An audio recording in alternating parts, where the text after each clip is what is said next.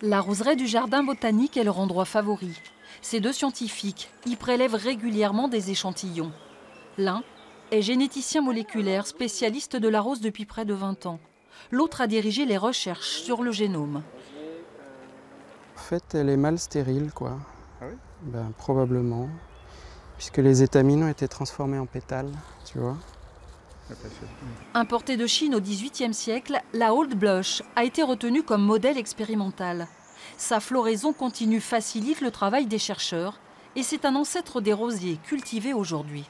Ce rosier il a des caractéristiques particulières, caractéristiques génétiques, mais tous les autres rosiers sont tellement voisins qu'il suffit d'étudier les petites différences pour chaque gène entre les rosiers actuels et celui-là pour essayer de comprendre ce qui fait leur particularité. Le décryptage du génome de la rose a été réalisé sous l'égide du laboratoire de reproduction et de développement des plantes à l'ENS Lyon. Des pétales sont prélevés, broyés avec de l'azote liquide. Le pilon casse les cellules pour en extraire l'ADN, qui est ensuite purifié.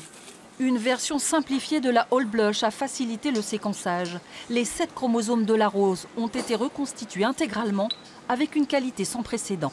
Ça nous a permis d'avoir en fait l'information sur les gènes et les cascades de gènes qui régulent les différents traits, par exemple la couleur, par exemple le parfum, par exemple la remontée de la floraison ou l'architecture de la fleur. Et ça donne aussi des informations sur les gènes qui sont impliqués dans la résistance aux pathogènes. L'étude permet-elle d'imaginer une rose du futur plus belle, plus parfumée, plus résistante? Dans l'immédiat, elle va surtout servir à optimiser la façon de la cultiver. Pour les obtenteurs, le processus de sélection pourrait être raccourci de plusieurs semaines. L'histoire de la reine des fleurs est encore à inventer.